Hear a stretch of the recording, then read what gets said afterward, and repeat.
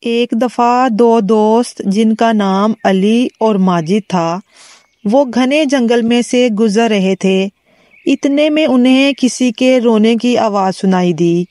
جب انہوں نے رونے کی آواز سنی تو ادھر ادھر دیکھنے لگے اور پھر دیکھتے ہیں کہ ایک بوڑھا درخت رو رہا ہے۔ جب انہوں نے بوڑھے درخت کو روتے ہوئے دیکھا تو وہ ڈر گئے اور وہ وہاں سے بھاگنے لگے۔ اتنے میں ہی بوڑھے درخت کی آواز آئی، رک جاؤ۔ آواز سن کر دونوں دوست رک گئے اور ڈرتے ہوئے درخت کے پاس گئے اور کہنے لگے، اے بولنے والے درخت، تم کیوں رو رہے ہو؟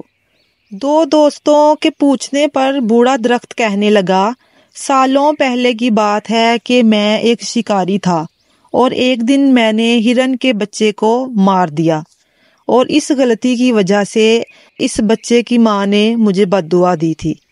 اس کی وجہ سے میں آج بھی درخت بنا ہوا ہوں۔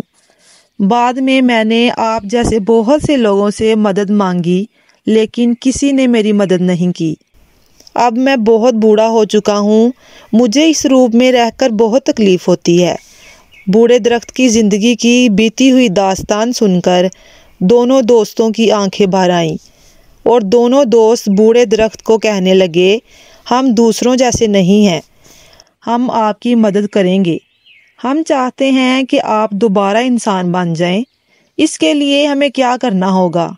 بوڑھے درخت نے کہا، یہاں سے 200 کلومیٹر دور ایک پہاڑ ہے جس کی اونچائی کئی میلوں کی ہے۔